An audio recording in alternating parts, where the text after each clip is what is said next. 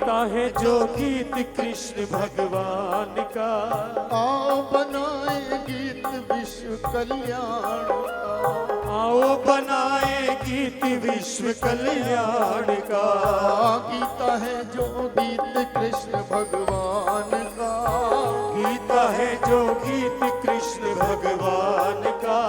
आओ बनाए गीत विश्व कल्याण का। आओ बनाए गीत विश्व कल्याण का।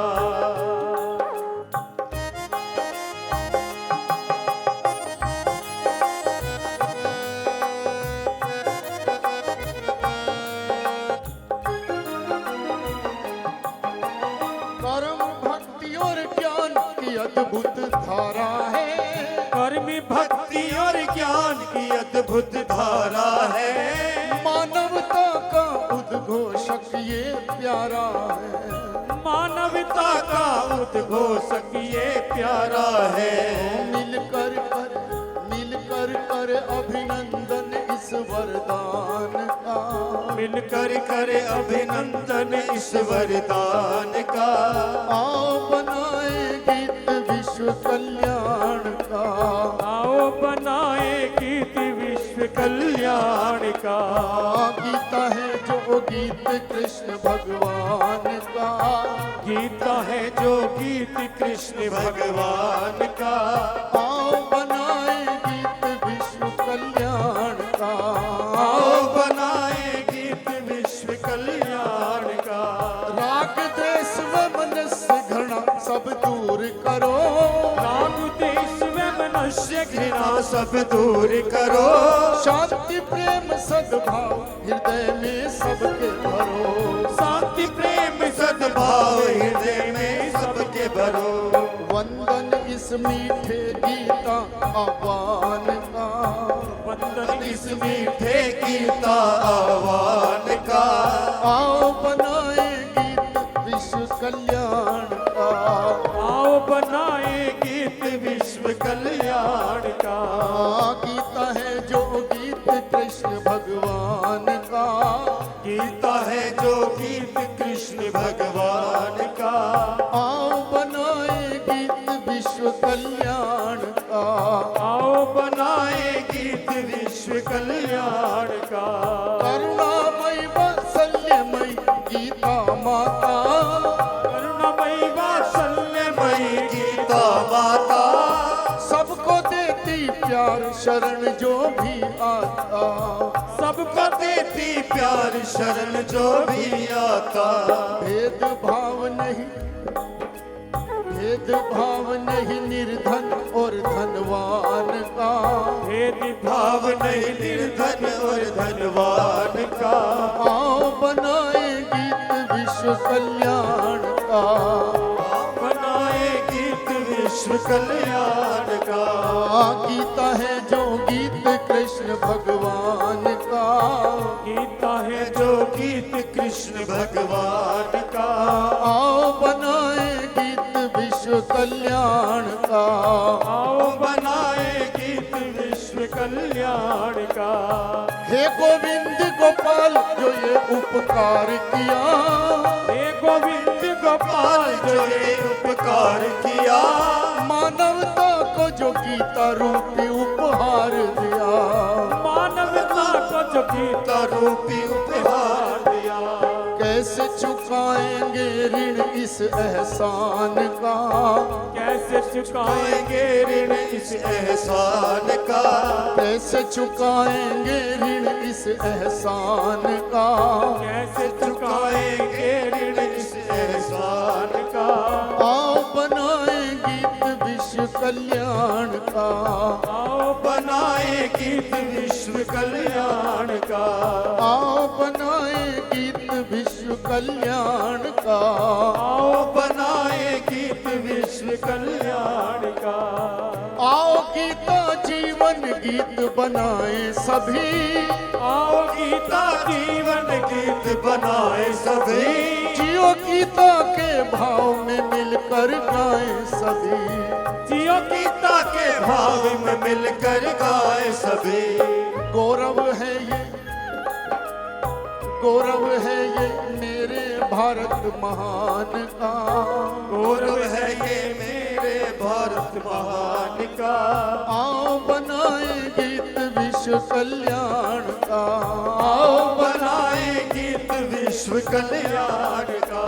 आओ बनाए गीत विश्व कल्याण का, आओ बनाए गीत विश्व कल्याण का। बोलो गीता माता की जय। ओम ओम ओम। स्वस्ति प्रजाभ्यः परिपालयन्तां न्यायेन मार्गेण महीं महिषा। गौब्राह्मणेभ्यः शुभमस्तु नित्यं। लोकाः समस्ताः सुखिनो भवन्तु। लोकाः समस्ताः सुखिनो भवन्तु। त्वमादिदेवः पुरुषः पुराणस्त्वमस्य विश्वस्य परं निधानं। वेत्तासि वेद्यं च परं च धाम। त्वया ततं विश्वमनन्तरूप। वायुर्यमोऽग्निर्वरुणः शशाङ्कः प्रजापतिस्त्वं प्रपितामहश्च। नमो नमस्तेस्तु सहस्रकृत्वा पुनश्च भूयोऽपि नमो नमस्ते। नमस्ते श्रीगुरुदेवाय सर्वसिद्धिप्रदायने सर्वमङ्गलरूपाय सर्वानन्दविधायने प्रपन्नपारिजाताय तोत्रवेत्रैकपाण्ये ज्ञानमुद्राय कृष्णाय गीतामृतदुहे नमः। वसुदेवसुतं देवं कंसचाणूरमर्दनं देवकी परमानन्दं कृष्णं वन्दे जगद्गुरुं। श्रीकृष्णं वन्दे जगद्गुरुं। भगवान नाम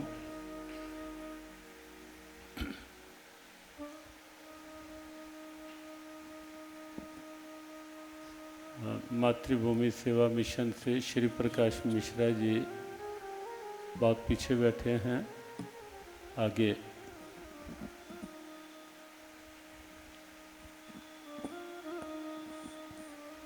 श्री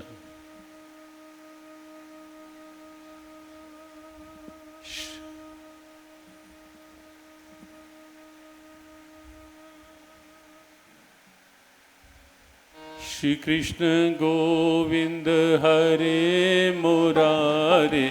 हे नाथ नारायण वासुदेव। श्री कृष्ण गोविंद हरे मुरारे। हे नाथ नारायण वासुदेव। श्री कृष्ण गोविंद हरे मुरारे। हे नाथ नारायण वासुदेव। श्री कृष्ण गोविंद हरे मुरारे। हे नाथ नारायण वासुदेव। हे नाथ नारायण वासुदेव। हे नाथ नारायण वासुदेव। हे नाथ नारायण वासुदेव। हे नाथ नारायण वासुदेव। हे नाथ नारायण वासुदेव। हे नाथ नारायण वासुदेव। श्री कृष्ण गोविंद हरे मुरारे। हे नाथ नारायण वासुदेव। श्री कृष्ण गोविंद हरे मुरारे। हे नाथ नारायण वासुदेव। श्री कृष्ण गोविंद हरे मुरारे। हे नाथ नारायण वासुदेव। श्री कृष्ण गोविंद हरे मुरारे। हे नाथ नारायण वासुदेव। गीता पढ़े और गीता पढ़ाएं। गीता पढ़े और गीता पढ़ाएं। गीता पढ़े और गीता पढ़ाएं। गीता पढ़े और गीता जगे औरों को जगाएं, आप जगे औरों को जगाए, आप हंसे औरों को हंसाएं, आप हंसे औरों को हंसाए, गीता को जीवन का गीत बनाएं, गीता को जीवन का गीते बनाए, हे नाथ नारायण वासुदेव, गीता को जीवन का गीते बनाए, हे नाथ नारायण वासुदेवा, हे नाथ नारायण वासुदेवा, हे नाथ नारायण वासुदेवा, हे नाथ नारायण वासुदेवा, हे नाथ नारायण वासुदेवा, हे नाथ नारायण वासुदेवा, हे नाथ नारायण वासुदेवा, श्री कृष्ण गोविंद हरे मुरारे, हे नाथ नारायण वासुदेवा, श्री कृष्ण गोविंद हरे मुरारे, हे नाथ नारायण वासुदेवा, श्री कृष्ण गोविंद हरे मुरारे, हे नाथ नारायण वासुदेवा, श्री कृष्ण गोविंद हरे मुरारे, हे नाथ नारायण वासुदेवा, हे नाथ नारायण वासुदेवा, हे नाथ नारायण वासुदेवा, हे नाथ नारायण वासुदेवा, हे नाथ नारायण वासुदेवा।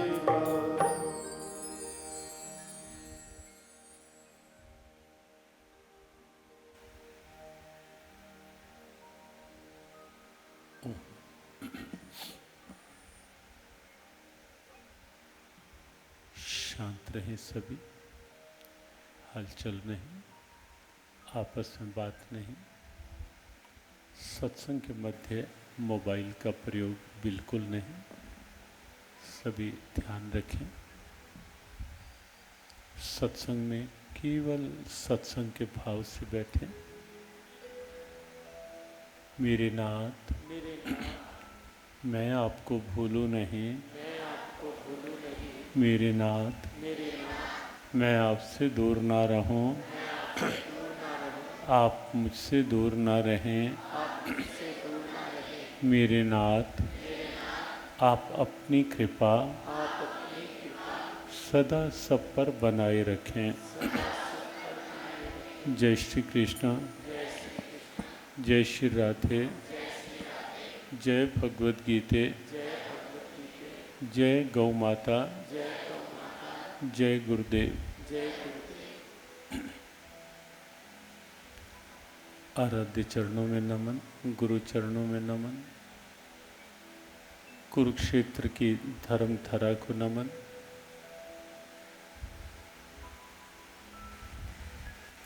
कुरुक्षेत्र की इस धर्म धरा में आज से 5157 वर्ष पूर्व जो एक दिव्यता प्रकट हुई, वह दिव्यता समूचे विश्व के चिंतकों, विचारकों, शोधकर्ताओं के चिंतन शोध का एक बहुत सशक्त आधार भी बनी। वह दिव्यता है जो कुरुक्षेत्र में प्रकट हुई श्रीमद् भगवत गीता। कल संकेत किया गया था कि एक बहुत विलक्षण सा संयोग, विचारकों के लिए बहुत गंभीर चिंतन का संयोग, कि श्रीमद् भगवत गीता जैसा दिव्य ज्ञान महाभारत की युद्ध भूमि में। कल कुछ स्पष्ट भी किया था कि इसके पीछे जो लाक्षणिक संकेत हैं वो इस घटना को विश्व भर के लिए व्यवहारिक धरातल की एक अद्भुत प्रेरणा बनाते हैं। आश्चर्य लगता है भी सही कि युद्ध की भूमि और गीता का ज्ञान, गीता का संदेश वैसे तो अपने राष्ट्र की, अपनी मातृभूमि के बहुत अनूठी दिव्यताओं में एक यह भी है कि जहाँ के सैनिक समर भूमि में गाया करते गीता है, जहाँ खेत में हल के नीचे खेला करती सीता है, ऐसी ऐसी अद्भुत, अलौकिक, बहुत अचंभित करने वाली घटनाएं अपने भारत भूमि का गौरव रही ही हैं, आज से नहीं सदैव से ही। और उसमें यह भी एक विलक्षणता, एक ओर दोनों सेनाएं युद्ध के लिए तैयार हैं, शस्त्रों की टंकार है, कहीं हाथी घोड़ों की चिंगाड़ है, वातावरण में भरी हुई हैं आशंकाएं, तनाव, दबाव, दुर्भाव, सब कुछ वातावरण में भरा हुआ है। और उस वातावरण में एक ऐसा वीर योद्धा जिसने कभी भी कहीं भी किसी से भी हार नहीं मानी, जो कभी कहीं परास्त नहीं हुआ, जो योद्धा, अनेकों संघर्ष हुए, अनेकों बार अनेक विकटताओं से जूझना भी पड़ा, अनेक बार युद्ध में भी बहुतों का आमना सामना हुआ, यहाँ तक कि एक बार तो भीष्म, द्रोण, कृपाचार्य, दुर्योधन, कर्ण सब एक साथ सामने थे और वह वीर योद्धा अकेला, और वह भी अज्ञातवास में होने के कारण अपने वास्तविक स्वरूप को छिपाते हुए बृहन्नला के रूप में। लेकिन सामने उन परम वीरों को देख करके, पितामह हैं, आचार्य द्रोण हैं, कर्ण हैं, दुर्योधन है, कृप हैं, सब हैं, लेकिन बृहन्नला के रूप में भी वह वीर योद्धा घबराया नहीं, मन में किसी आशंका को स्थान नहीं बनाने दिया, कोई भय नहीं, कोई शोक नहीं, जरा भर भी कोई चेहरे पर निराशा की, चिंता की या भविष्य के परिणाम की कोई आशंका की वक्र रेखा नहीं, बिल्कुल सहजता और सबका सामना दृढ़ता से किया। और केवल सामना ही नहीं किया, बृहन्नला के रूप में उस वीर योद्धा ने अकेले सबको अचेत भी किया। महाभारत ग्रंथ के विराट पर्व का प्रारंभ जब आप देखेंगे तो प्रारंभ में आप इसी वास्तविकता से परिचित होंगे कि वह अकेला योद्धा, रूप भी बृहन्नला का, और सामने ऐसे ऐसे परम वीर। किसी को इच्छा मृत्यु का वर प्राप्त है, किसी को यह वर प्राप्त है कि जब तक शस्त्र हाथ में है कोई मार नहीं सकता आचार्य द्रोण को, किसी के पास अमोघ शक्ति का वर है, तब तक था। और सब कुछ होते हुए भी बृहन्नला के रूप में उस अकेले वीर योद्धा ने सबको अचेत किया, सबको परास्त किया। कोई निराशा किसी भी प्रकार से नहीं, लेकिन कुरुक्षेत्र की धर्मधरा में वही वीर योद्धा अकेला भी नहीं है। आमने सामने सेनाओं का एक अपार संग्रह, अपार एकत्रीकरण है।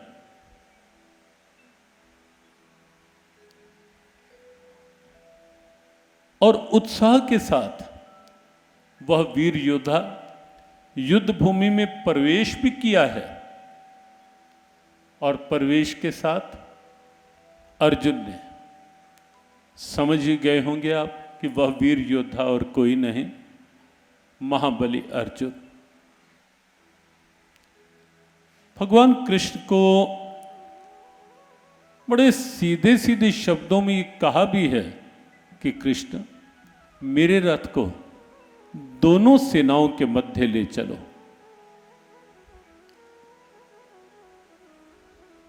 सैन्योरुभयोर्मध्ये रथम स्थाप्य में अच्युत, हे अच्युत श्री कृष्ण, मेरे रथ को दोनों सेनाओं के मध्य ले चलो। ये चर्चा इसलिए क्योंकि ये कुरुक्षेत्र ही इस अद्भुत, अलौकिक और अत्यंत विचारणीय जिस घटना में से ही न जाने कितने विचारणीय संकेत निकलते हैं, ये धरा उस घटना की साक्षी घटना है, साक्षी धरा है। अर्जुन ने उत्साह से कहा था कि मेरे रथ को दोनों सेनाओं के मध्य ले चलो कृष्ण। क्यों ले चलो? आगे के श्लोक में स्पष्ट किया, यावदेतान निरीक्ष्यहम योद्धु कामान अवस्थितान कैर्मया सहयोद्धव्यमस्मिन् रण समुद्र में। इसलिए कृष्ण, ताकि मैं देख सकूं कि मेरे सामने युद्ध के लिए कौन कौन राजा, कौन कौन योद्धा तैयार हैं मेरे सामने। यावदेतान निरीक्ष्यहम योद्धु कामान अवस्थिता, यावदेतान, ताकि मैं देख सकूं, निरीक्ष्यहम, कौन कौन से योद्धा मेरे सामने युद्ध के लिए आए हैं।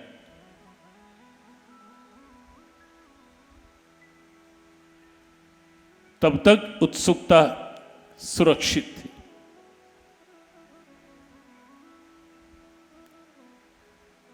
लेकिन अकस्मात बिल्कुल एक दृश्य परिवर्तन हुआ, पूरी स्थिति बदली। देखते ही देखते भगवान कृष्ण ने जैसे ही एक सीधा संकेत किया, कई बार महाभारत युद्ध भूमि से संबंधित एक चित्र हम देखते हैं, जहां सामने सेनाएं हैं, इधर रथ है और रथ पर भगवान कृष्ण और अर्जुन दोनों सवार हैं।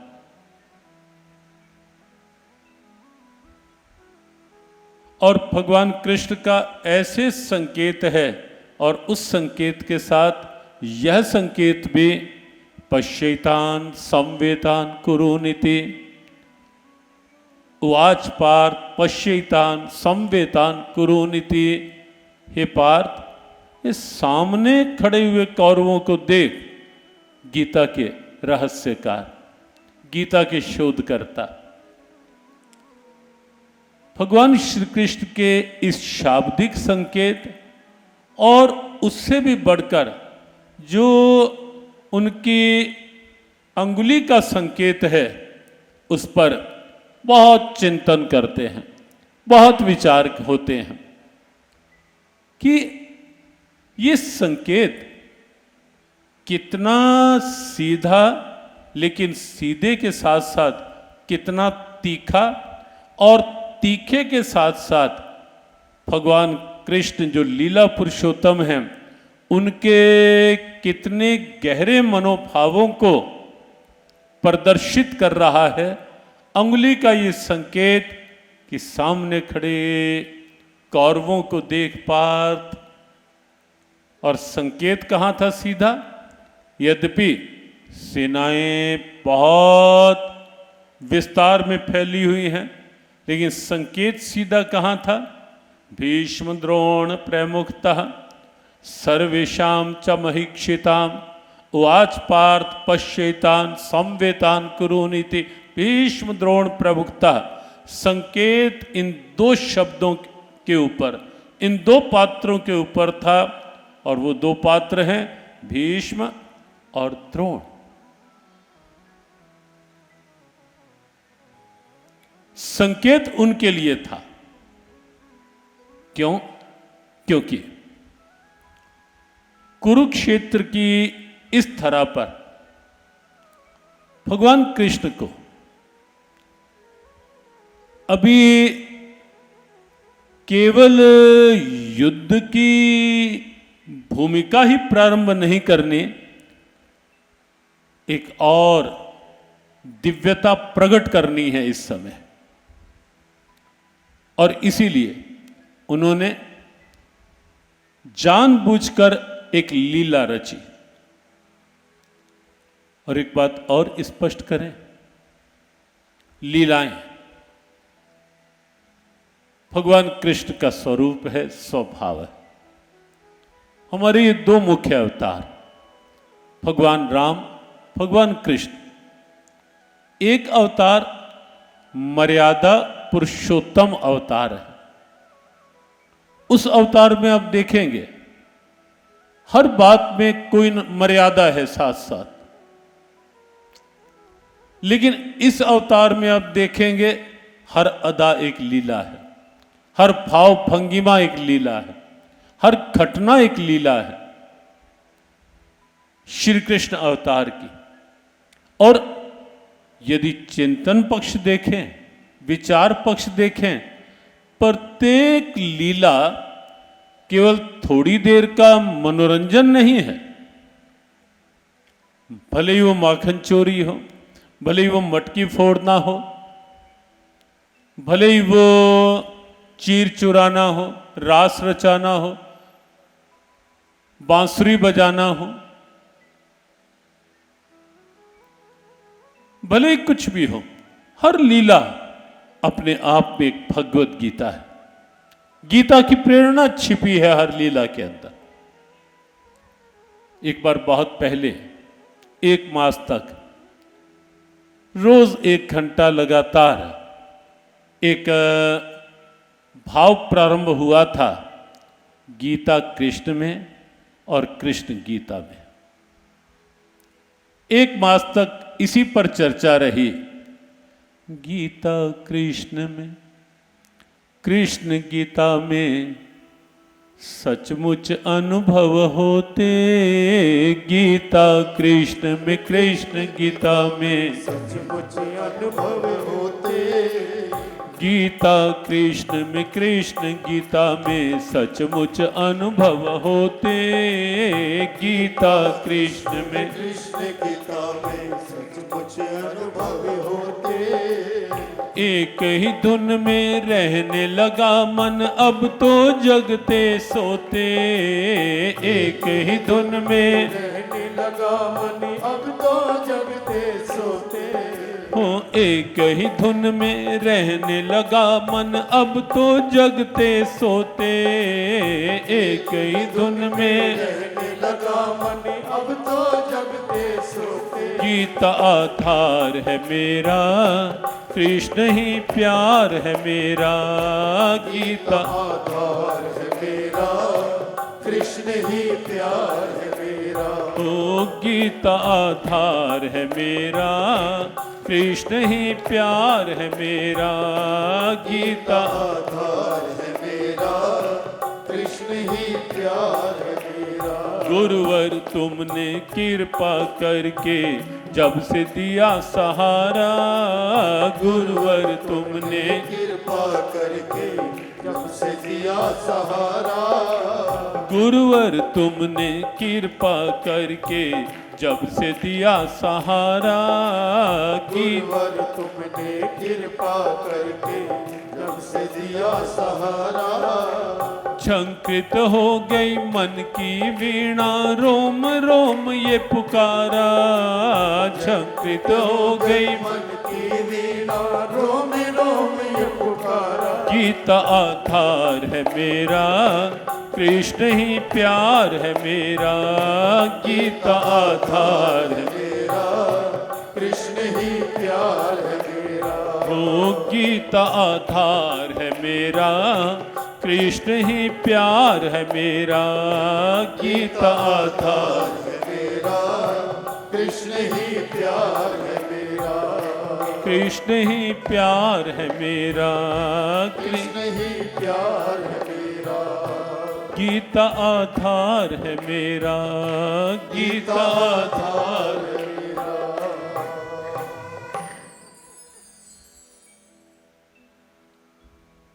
एक बार श्री धाम वृंदावन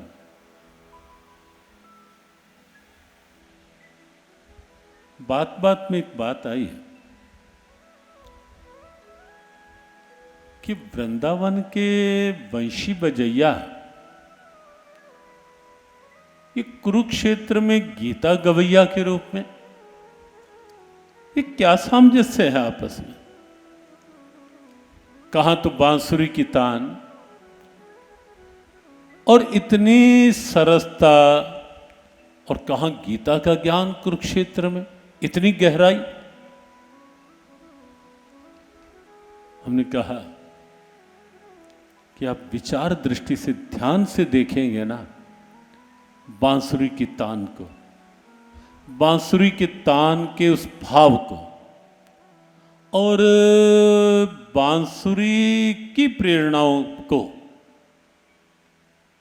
कि जब बांसुरी ये कहती है कि ये जो स्वर प्रकट हो रहे हैं प्रेम के, भाव के, सद्भाव के, उसके पीछे जाओ और आपको लगेगा कि विपरीतताओं में, प्रतिकूलताओं में, जबकि अंदर से खोखला किया गया और छेद किए गए, और तब भी बिल्कुल उफ नहीं, सी नहीं, और जब बिल्कुल खाली कर दिया गया, अपनी कोई इच्छा नहीं, अंदर से खाली अर्थात अपनी कोई इच्छा नहीं, अपना कोई शब्द नहीं, जो कृष्ण का शब्द, जो कृष्ण का स्वर, वही मेरा स्वर। स्वाभाविक है कि जहां ये भाव होगा ना, जो उसकी इच्छा वही मेरी इच्छा। जीवन में मिठास आई, जैसे बांसुरी की तान में मिठास आई, जीवन में मिठास आएगी।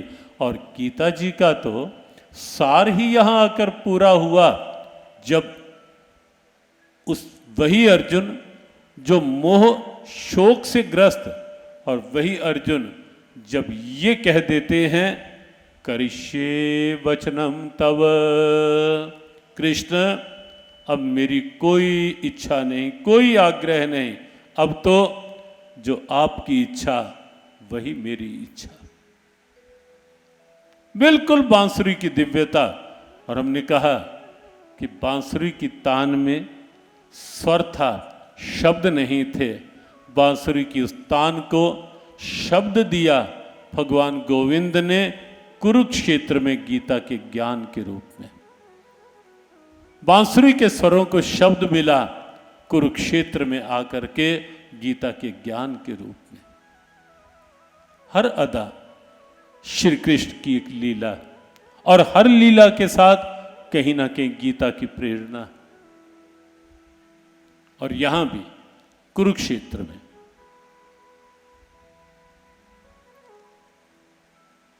लीला पुरुषोत्तम भगवान कृष्ण ने युद्ध की भूमि में भी बिल्कुल मन बना लिया, यहां भी एक लीला होनी है।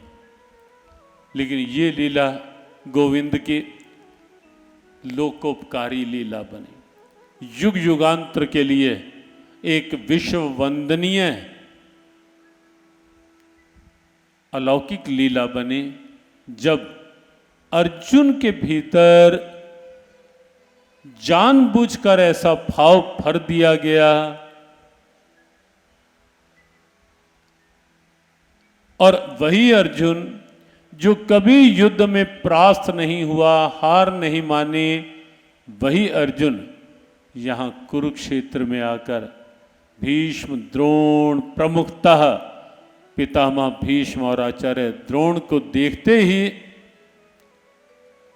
लड़खड़ाए, घबराए, स्वर बोलने लगा वही अर्जुन। और प्रथम अध्याय पूरा आप देखेंगे, अर्जुन के लड़खड़ाए स्वर, घबराए स्वर, अशांत से स्वर, विचलित होते होते स्वर, पूरे प्रथम अध्याय में आप देखेंगे गीता जी के। भीष्म द्रोण के प्रति मोह। देखो, बड़ों का सम्मान ये हमारी परंपरा है भी, होनी भी चाहिए, बनी भी रहनी चाहिए। बड़े बुजुर्गों के प्रति सम्मान, श्रेष्ठ जनों के प्रति सम्मान, ये स्वाभाविक स्थिति है। और उस सम्मान में यदि महाभारत को आप थोड़ा उस दृष्टि से देखेंगे ना, हमें लगता है कि एक बात जो कुरुक्षेत्र को लेकर के प्रचलित हो गई कि Kurukshetra the land of Mahabharata, यहीं तक सीमित कर दिए। उसमें भी हमारा एक अभिप्राय रहता है कि महाभारत को भी आप केवल महाभारत युद्ध तक सीमित करके ना देखें। कुछ लोगों ने यह भी कहना प्रारंभ कर दिया कि महाभारत ग्रंथ जो महर्षि वेदव्यास जी ने लिखा उसको घर में नहीं रखना, कलह करवाएगा, महाभारत का वह रूप प्रकट कर देगा जो कलह के रूप में, झगड़े के रूप में, क्लेश के रूप में। ये महाभारत ग्रंथ बिल्कुल भी नहीं।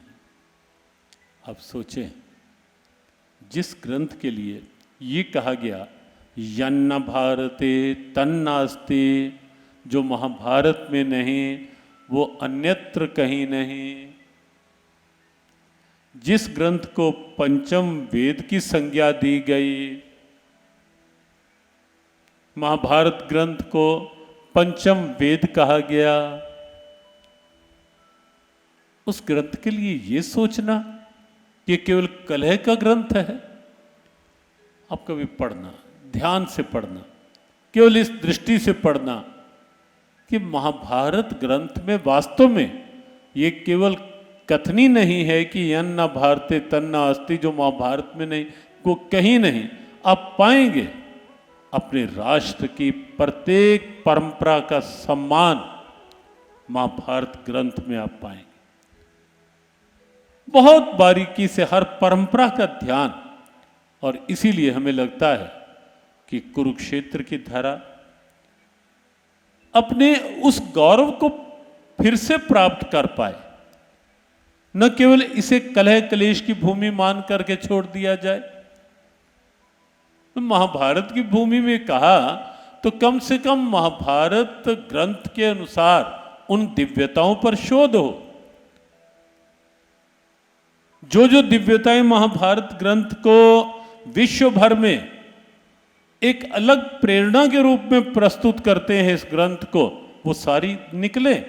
और युद्ध को भी यदि लें तो युद्ध में भी हर स्थिति युद्ध की एक बात का आह्वान करती आपको अनुभव होगी यदि उस दृष्टि से आप पढ़ें कि यतः कृष्णस्ततो धर्मः यतो धर्मस्ततो जयः।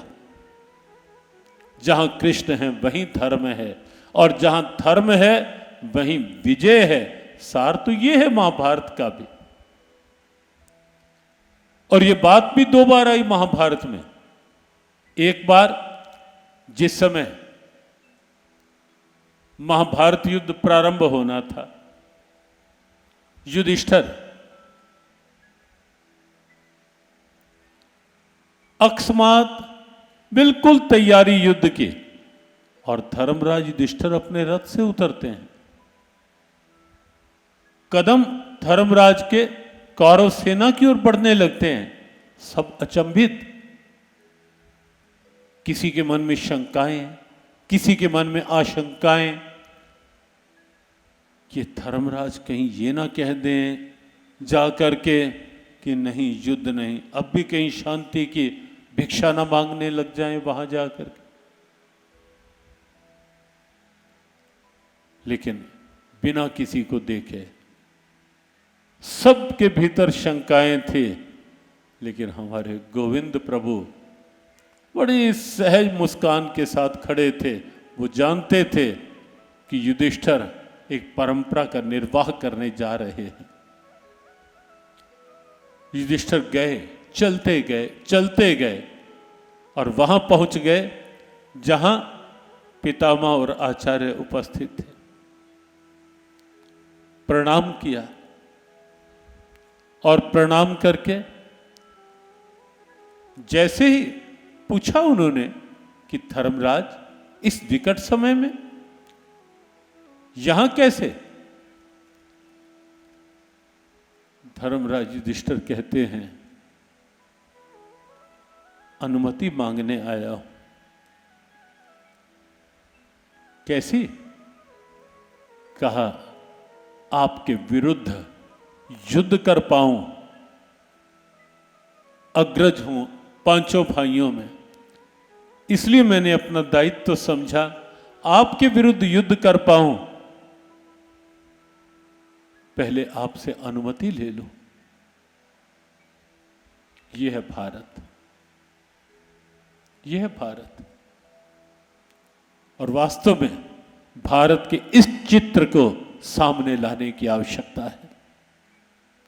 न जाने क्यों क्या क्या शिक्षा में भर दिया गया। बहुत से शिक्षाविद बैठे हैं, अन्यथा ना लें, यूनिवर्सिटी वाले बहुत श्रेष्ठ जन विद्वत जन बैठे हैं। विचार की बात हमने बहुत बार कहा, आज से नहीं वर्षों से ये बात कही। क्यों बच्चों को आताताई पढ़ाए जाएं? जिन्होंने अत्याचार किया, लूटमार की, क्या आवश्यकता है उन्हें पढ़ाने की? ये प्रसंग क्यों ना शोध कर करके ढूंढ करके बच्चों के सामने रखे जाएं कि भारत का वास्तविक चित्र क्या है। अनुमति मांगने आया हूं पितामह और गुरुदेव से।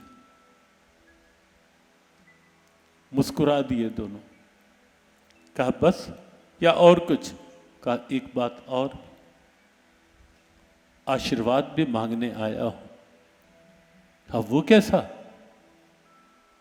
आपके विरुद्ध युद्ध करके विजय प्राप्त कर पाऊं, ऐसा आशीर्वाद भी चाहिए।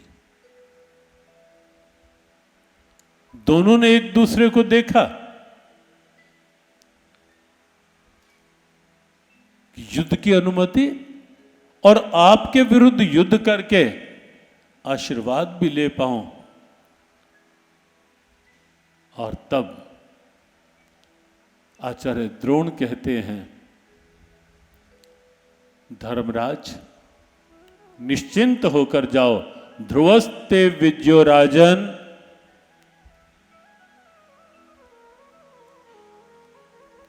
आपकी विजय तो अटल है।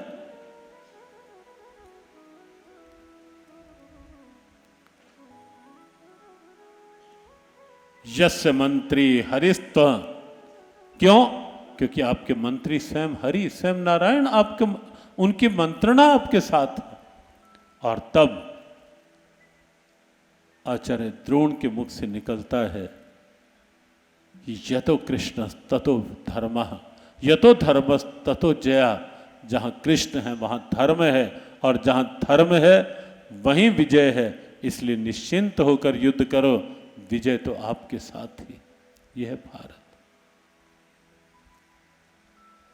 और एक अवसर और आता है युद्ध के मध्य में, जब दुर्योधन पितामह के आगे रोष प्रकट करता है, कहता है पितामह हमारी सेना बड़ी, हमारे पास योद्धा अधिक, हमारा सैन्य बल बहुत अधिक उनसे, हमारे योद्धा बहुत अधिक उनसे, लेकिन तो भी आए दिन ऐसा लग रहा है कि जैसे हम हार रहे हैं, हार रहे हैं, हार रहे हैं। और तब पितामह द्रोण से कहते हैं, पितामह दुर्योधन से कहते हैं, दुर्योधन सच बात पूछना चाहता है? तो सच ये है दुर्योधन, वहां ये कहा कि जहां कृष्ण है वहां धर्म है, जहां धर्म है वहां विजय है। और यहां पितामह ने दुर्योधन से कहा, दुर्योधन सच ये है कि जहां धर्म है, तेरा पक्ष अधर्म का पक्ष है दुर्योधन। जहां धर्म है वहीं कृष्ण है। पहले कहा जहां कृष्ण है वहीं धर्म है। और पितामह ने दुर्योधन से कहा कि जहां धर्म है, यतो धर्म ततो कृष्ण, यतो कृष्ण ततो जया। जहां धर्म है वहां कृष्ण, और जहां कृष्ण है वहां विजय है। सीधी बात कही। दुर्योधन चुप होकर रह गया। बड़ों का सम्मान अपनी परंपरा रही है, निश्चित होना चाहिए। और वो सम्मान महाभारत युद्ध से पूर्व युधिष्ठिर ने किया। विराट राजा के यहां की बात जो आपसे कही गई, एक क्षण उसका भी स्मरण करके हम वहां तक चलेंगे, कुरुक्षेत्र में हैं वहां तक चलेंगे कि गीता उपदेश के पीछे की ऐसी घटना क्या थी कि जो ये दिव्यता प्रकट हुई कुरुक्षेत्र में। जिस समय विराट राजा के यहां बृहन्नला के रूप में अर्जुन सामने आए, और सामने देखा पितामह, द्रोण, कृप सब खड़े हैं, गुरुजन, पितामह। ये भारत की असली तस्वीरें हैं जो सदैव एक अमर प्रेरणा बनी रह सकती हैं, बनी रहनी चाहिए। और ये इसलिए भी कहा जा रहा है कि जो लोग ये कहते हैं कि अर्जुन यदि पितामह और आचार्य द्रोण को सामने देखकर युद्ध से विमुख हो रहा था, तो होने देते, बड़ों के प्रति सम्मान ही तो था अर्जुन का। क्यों भगवान कृष्ण ने युद्ध के लिए प्रेरित किया? तो जहां तक सम्मान की बात है, सम्मान अर्जुन के भीतर कहीं भी कम नहीं। महाभारत ग्रंथ का विराट पर्व और उसके प्रारंभ की वह घटना आप देखेंगे, वहां भी एक दिव्यता पाएंगे आप। जैसे ही अर्जुन ने देखा, अर्जुन का तो रूप बदला हुआ था, अज्ञातवास में था, सामने अर्जुन को तो बिल्कुल स्पष्ट दिख ही रहे थे पितामह और द्रोण। अर्जुन ने जब धनुष उठाया, परंपरा के सम्मान की बात, धनुष उठाया, प्रत्यंचा चढ़ाई, प्रथम बाण छोड़ा। महाभारत ग्रंथ की एक दिव्य प्रेरणा है, वहां ग्रंथ में वर्णित है ये। और जैसे ही प्रथम बाण अर्जुन ने छोड़ा, वह बाण किसी को मारने के लिए नहीं, किसी को घायल करने के लिए नहीं, वह प्रथम बाण जो छोड़ा वह पितामह और आचार्य द्रोण के चरणों के पास छोड़ा।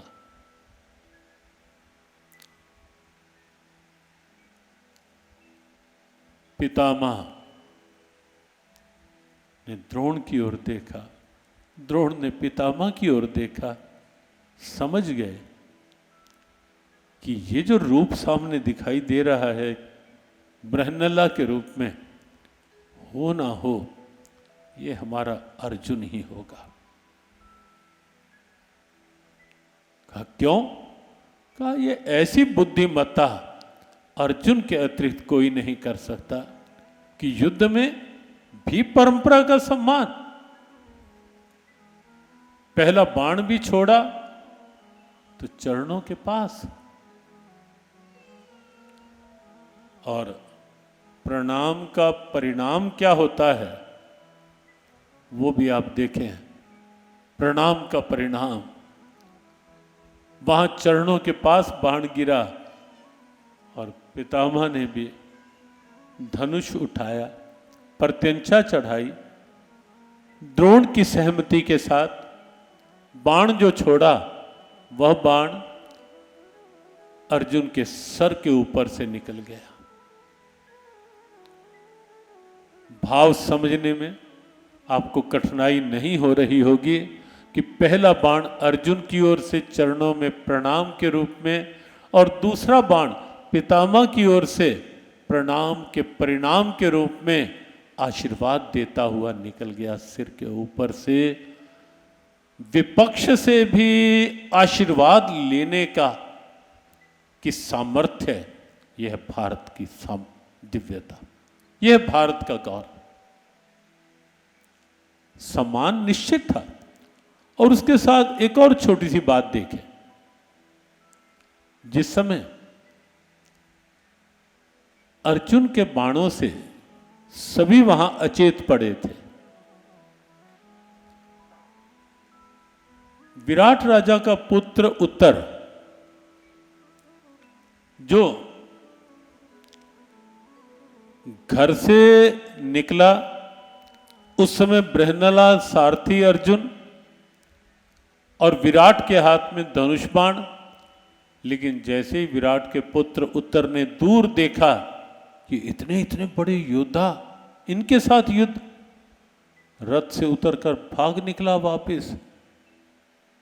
वो नहीं जानता था ये बृहन्नला कौन। बृहन्नले, मैं नहीं युद्ध करूंगा, मैं नहीं युद्ध कर, बहुत तेजी से बेतहाशा भागने लगा। लेकिन युद्ध में पीठ दिखाना, और वो भी जहां अर्जुन हो। अर्जुन भी बृहन्नला के रूप में रथ से उतरकर पीछे पीछे, और महाभारत ग्रंथ में लिखा है 100 कदम की दूरी पर जाकर अर्जुन ने उत्तर को पकड़ लिया। कहा वापिस चलना होगा, युद्ध से भागना नहीं। कहा मेरे वश का युद्ध करना नहीं, मैं युद्ध नहीं कर सकता, मैं युद्ध।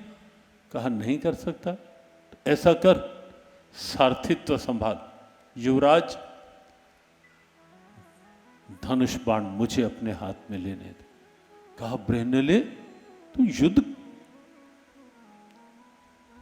कहा चुप, जो कहा है वो कर। और तब अर्जुन ने धनुष बाण उठाया था, युद्ध प्रारंभ किया था, अकेले ने सबको अचेत किया था। और जब अचेत करने के बाद, कई बार होता है कि करना कराना कुछ नहीं, और बाद में जब श्रेय लेने की बात आए, फिर हम सबसे आगे। जब श्रेय लेने की बात आए, जब नाम की बात आए, जब वो आए, फिर हमारा नाम ना बोला, हमारा नाम, ये स्थिति प्राय होती। एक बार हमारे से किसी ने पूछा कि कन्हैया 7 वर्ष के थे और 7 वर्ष की आयु में जब आह्वान किया कन्हैया ने कि इस बार इंद्र की पूजा नहीं गोवर्धन की पूजा होगी, हर बात के आप लाक्षणिक अर्थ उस दृष्टि से ग्रंथ को पढ़ेंगे तो बहुत आनंद भी आएगा, प्रेरणाएं भी मिलेंगी।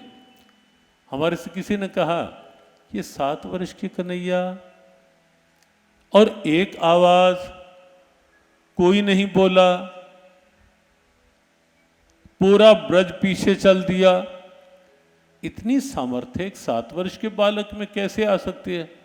हमने कहा यह है भारत में नेतृत्व की जो पुरानी परंपराएं होती थी, नेतृत्व की क्षमता, कि स्वाभाविक लोगों का आकर्षण हो, स्वाभाविक लोगों में मेरी आवाज का, मेरे आह्वान का, कोई भी अग्रणी हो, भाव हो, आकर्षण हो। जबरदस्ती की भीड़ जुटाना वो एक अलग पक्ष हो सकता है, लेकिन स्वाभाविक लोगों का भाव खिंचा है। भारत का गौरव तो वो था, और उसके मूल में कारण और अंतर अब में हमने कहा कि कन्हैया ने 7 वर्ष की आयु में जो आह्वान किया, उसके पीछे झांक कर यदि आप देखेंगे, कन्हैया ने अद्भुत अलौकिक काम किए, लेकिन किसी भी काम का श्रेय अपने ऊपर नहीं लिया। जो भी कार्य होता श्रेय बांट देते हैं। ये तो सब ग्वाल बालों का भाव था, सबका साथ था तो ही हो पाए। मैंने भले ही पोतनाबाद कुछ भी हुआ, आप पढ़ेंगे ध्यान से तो आपको लगेगा श्रेय की बात आई तो अपने को पीछे कर लिया, काम की बात आई तो आगे। लेकिन जब ये होगा कि काम की बात आए तो पीछे और श्रेय की बात आए तो वो कठिनाई है, वो कठिनाई है। वहां ऐसा हुआ, उत्तर जब युद्ध करना था तब तो उत्तर का रथ से भाग गए, और जिस समय पांचों अचेत हो गए तब युवराज जी बोले, विराट के पुत्र कहने लगे, बृहनले ये इतने इतने बड़े योद्धा परास्त किए हमने एक काम कर लूं मैं? कहो युवराज। कहा मेरा मन है मैं इन सब अचेत पड़े योद्धाओं के का कोई ना कोई आभूषण वस्त्र उतार कर मैं अपने सबको दिखाऊं जाकर कि देखो हमने भीष्म को परास्त किया, हमने द्रोण को परास्त। अर्जुन सिर हिलाने लगा कि ठीक है, युद्ध करना था तो श्रीमान जी भाग रहे थे उतर कर, और अब श्रेय लेना है तो मैं अपने राज्य में दिखा तो पाऊं कि इतना बड़ा काम करके मैं आए। फिर भी अर्जुन ने कहा कि युवराज जाओ, जो मन में है करो, लेकिन जैसे ही यहां फिर आप परंपरा का सम्मान देखें, भारत की दिव्यता देखें, अचेत पड़े हैं। युवराज उत्तर जा रहा है और अर्जुन ने कहा कि युवराज बाकी सबका भले ही कोई कोई वस्त्र उतार लेना या कोई कोई आभूषण एक उतार लेना, लेकिन ये मध्य में जो वरिष्ठ जन है ना, दो, इनको छूना नहीं, बिल्कुल हाथ नहीं लगाना इनको। ये है भारत। अब समझ गए होंगे वो दो कौन, ये महाभारत में लिखा है, वो दो कौन और क्यों नहीं उनको छूना, क्यों नहीं उनका, हाँ कर्ण का उतार लेना, दुर्योधन का उतार लेना, दुशासन का उतार लेना, लेकिन मध्य में जो दो वरिष्ठ जन हैं इन्हें हाथ नहीं लगाना जाकर। सम्मान की जहां बात थी, अर्जुन के मन में पूरा सम्मान था, लेकिन यहां बात केवल सम्मान की नहीं थी, यहां तो कर्तव्य बोध की बात थी। यहां तो अर्जुन को यह ध्यान रखना था कि ये वही पितामह और द्रोण हैं जो भरी सभा में द्रौपदी का चीरहरण हो रहा था और केवल सिंहासन की रक्षा को ही अपना दायित्व मान करके मौन होकर बैठ गए थे और जो अन्याय, अनीति, अनाचार हो रहा था उसके विरुद्ध आवाज नहीं उठाई थी। ये भूल गए थे सिंहासन की रक्षा के समय।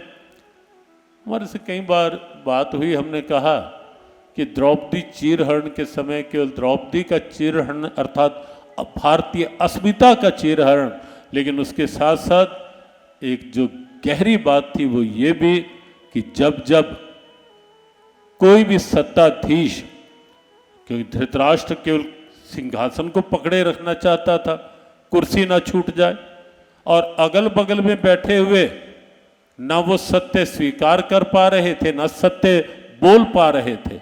और जब जब सत्ता की स्थिति ये होगी कि केवल सत्ता लक्ष्य रह जाएगा और अगल बगल में बैठे केवल सत्ता की रक्षा के लिए चुप होकर रह जाएंगे और ये भूल जाएंगे कि सत्ता और सिंहासन किसकी रक्षा के लिए है, तो वहां निश्चित महाभारत जन्म लेगी। वहां फिर कहीं ना कहीं संघर्षों के रूप में, कलह के रूप, कभी ना कभी कहीं ना कहीं परिणाम तो महाभारत ही होगा फिर। और वो हुआ। और यहां कुरुक्षेत्र में कृष्ण याद दिलवाते रहे, पार्थ ये वही पितामह, वही द्रोण है, लेकिन मोह का आवरण आ गया और मोह ने कर्तव्य के ऊपर अपना अधिकार कर लिया। जब जब अधिकार कर्तव्य पर हावी होगा, जब जब संकीर्ण स्वार्थ कर्तव्य पर हावी होंगे, कहीं ना कहीं कर्तव्य पिछड़ेगा और परिणाम निश्चित रूप से बिगड़ेंगे।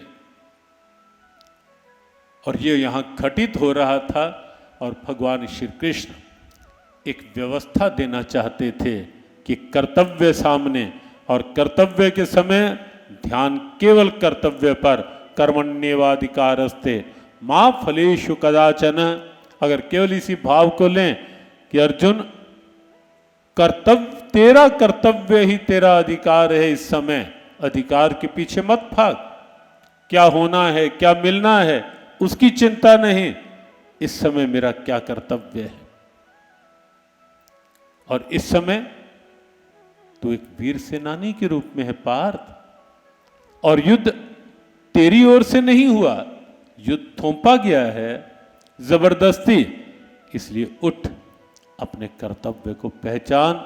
उस समय जो अर्जुन का कर्तव्य था अर्जुन को याद दिलवाया गया और गीता के उपदेश के माध्यम से अगर सार में कोई पूछे, प्रथम शब्द निकाल लो धर्म, अंतिम शब्द मम, दोनों को अलग कर लो, धर्म क्षेत्रे कुरुक्षेत्रे धर्म, अंतिम शब्द यत्र योगेश्वरः कृष्णो यत्र पार्थो धनुर्धरः तत्र श्रीर्विजयो भूतिर ध्रुवा नीतिर मतिर मम। दोनों शब्दों को बाहर निकाल लो, गीता का सार सामने आ जाएगा। धर्म मम, मेरा धर्म क्या है, मेरा कर्तव्य क्या है, मैं जहां हूं क्या मैं अपने कर्तव्य को कुशलता से कर पा रहा हूं। कोई भी अपने अपने स्थान पर जो भी जहां है, क्या मैं मेरे कर्तव्य को ठीक कर पा रहा हूं।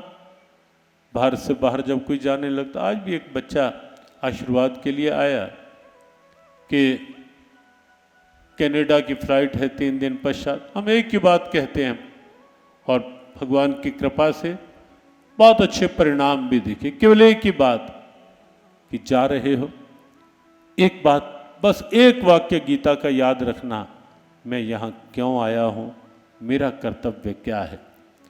पढ़कर अच्छा बनना या बुरी संगति में पढ़कर बिगड़ना, बस केवल एक वाक्य याद रख लेना, मेरा कर्तव्य क्या, मैं यहाँ क्यों हूँ। बिल्कुल यही स्थिति सबके साथ। मैं किसी ऑफिस में हूँ, कर्मचारी हूँ, व्यापारी हूँ, चिकित्सक हूँ, शिक्षक हूँ, मैं गृहिणी हूँ, मैं कोई शिक्षिका हूँ, कहीं भी हूँ, मेरा कर्तव्य क्या है? मुझे क्या मिले ये नहीं, मैं क्या दे सकती हूँ, मैं क्या दे सकता हूँ। ये है गीता, ये है गीता का सार।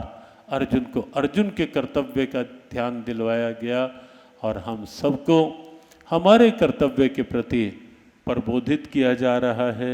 हमें हमारे कर्तव्य के प्रति सचेत किया जा रहा है कि उठो, जागो और अपने कर्तव्य पथ पर आगे बढ़ो। जाग जाग जाग अब जाग मन बाबरे, जाग जाग। केवल 2 पंक्तियां। जाग जाग जाग अब जाग मन बाबरे, जाग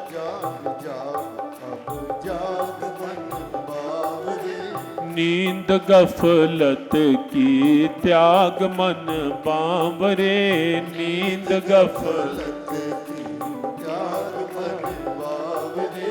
नींद गफलत की त्याग मन बावरे, नींद गफलत की त्याग मन बावरे। जाग जाग जाग अब जाग मन बावरे, जाग जाग जाग अब जाग मन बावरे। चादर पसार कब से नींद गहरी सो रहा, चादर पसार कब से नींद गहरी सो रहा, चादर पसार कब से नींद गहरी सो रहा, चादर पसार कब से नींद गहरी सो रहा। सोते सोते श्वासों की अनमोल पूंजी खो रहा, सोते सोते श्वासों की अनमोल पूंजी खो रहा, सोते सोते श्वासों की अनमोल पूंजी खो रहा, सोते सोते श्वासों की अनमोल पूंजी खो रहा। जाग और जगा ले अपने भाग मन बावरे, जाग और जगा जाग और जगा ले अपने भाग मन बावरे, जाग और जगा ले अपने भाग मन बावरे। जाग जाग जाग अब जाग मन बावरे, जाग जाग जाग अब जाग मन बावरे। जाग जाग जाग अब जाग मन बावरे, जाग जाग जाग जाग मन बावरे। नींद गफलत की त्याग मन बावरे, नींद गफलत की त्याग मन बावरे। जाग और जगा ले अपने भाग्य मन बावरे, जाग और जगा ले अपने भाग्य मन बावरे।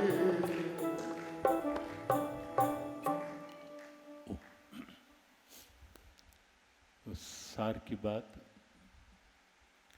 भगवत गीता एक जीवंत प्रेरणा है, हर युग की, हर समय की, हर स्थान की और हर किसी की,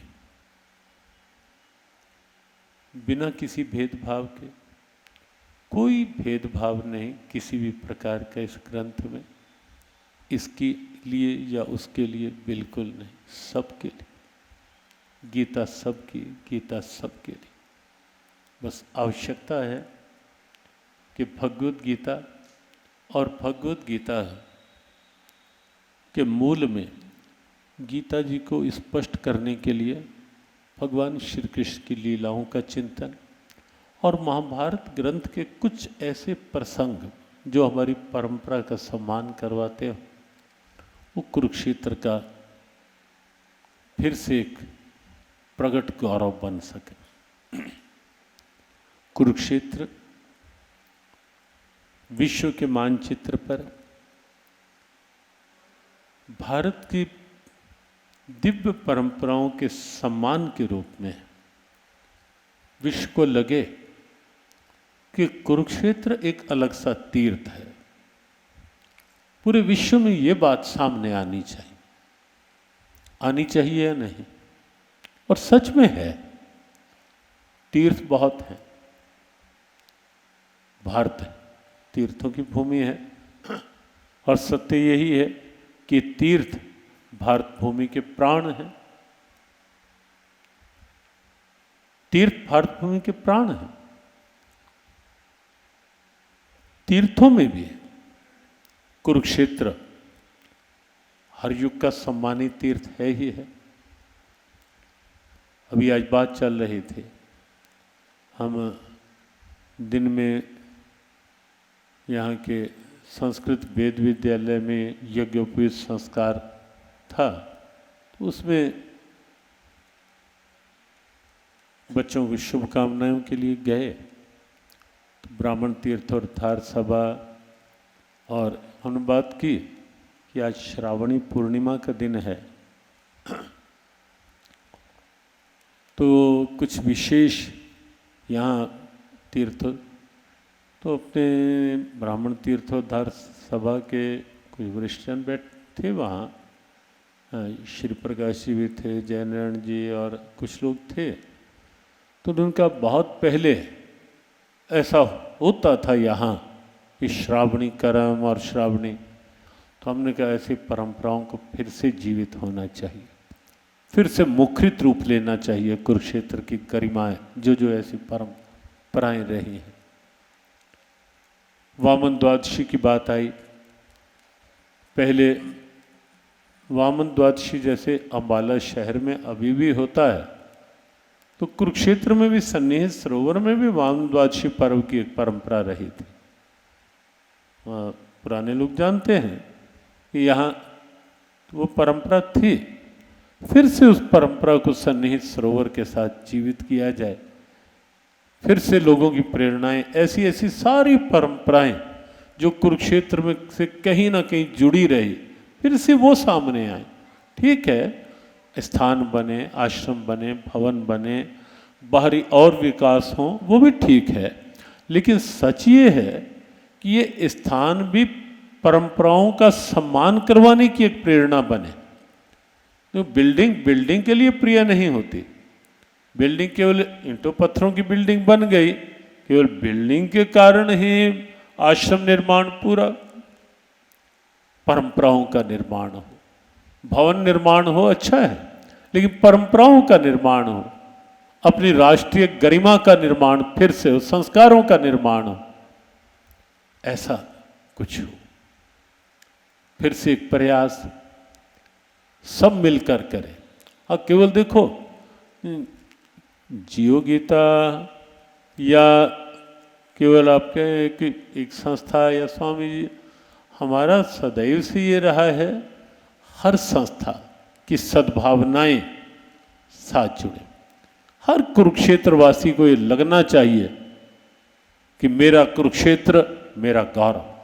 हाँ, मेरा भारत मेरा गौरव, वो तो निश्चित हमारी रगों में से ये आवाज़ निकलनी ही चाहिए कि मेरा भारत मेरा गौरव, मेरी संस्कृति मेरा गौरव।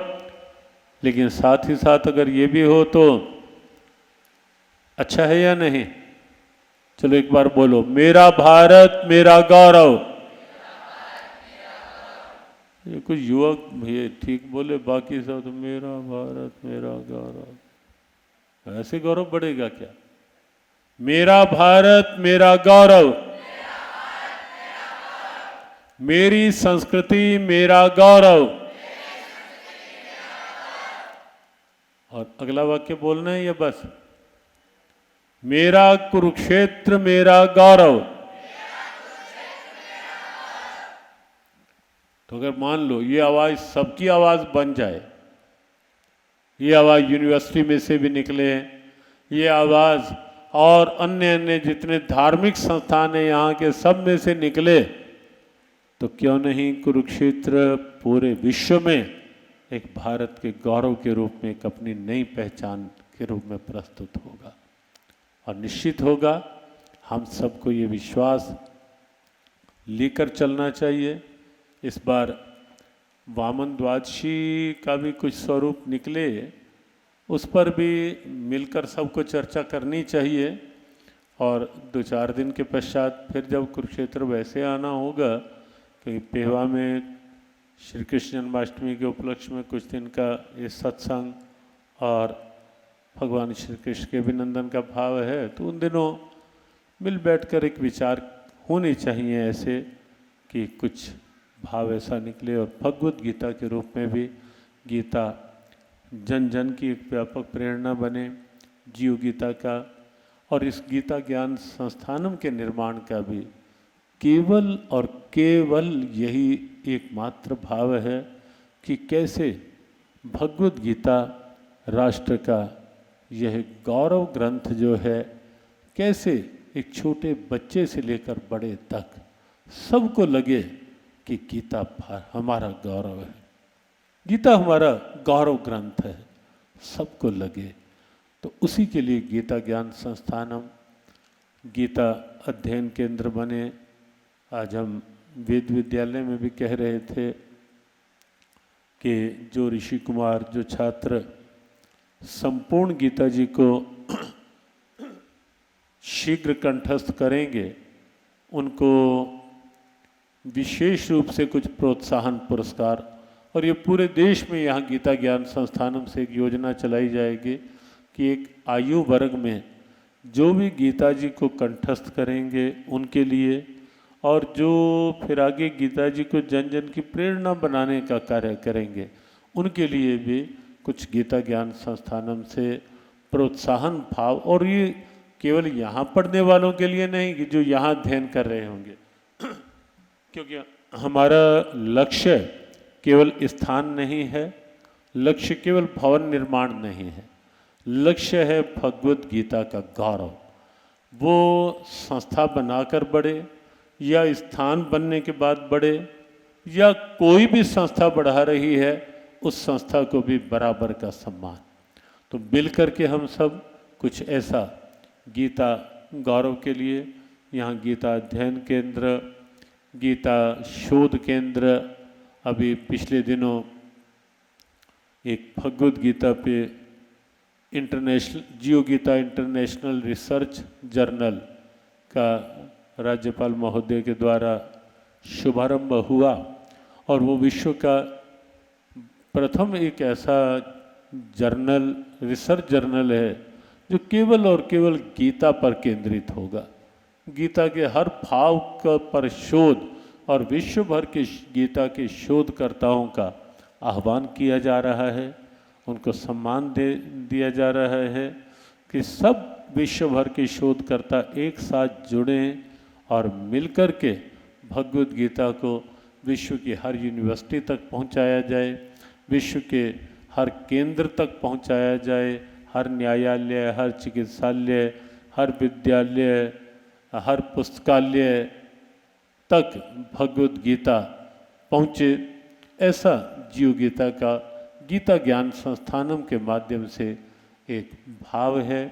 भगवत गीता पर एक म्यूज़ियम, यद्यपि यहाँ जो बना है वो अभी बहुत लोगों ने देखा होगा, जिन्होंने नहीं देखा वो समय के साथ जब भी अवश्य एक बार, ये म्यूज़ियम जो मुख्य म्यूज़ियम बनना है उसका अभी एक अंश मात्र है। जैसे भगवान कृष्ण ने गीता जी में कहा 10वें अध्याय में जो विभूतियाँ बताई, बाद में कहा पार्थ ये जो मैंने विभूतियाँ बताई हैं ना, ये तो मेरे तेज का मम तेजो अंश संभवम, ये मेरे तेज का एक अंश मात्र है, विस्तृत रूप तो मेरा विराट रूप में दिखाया।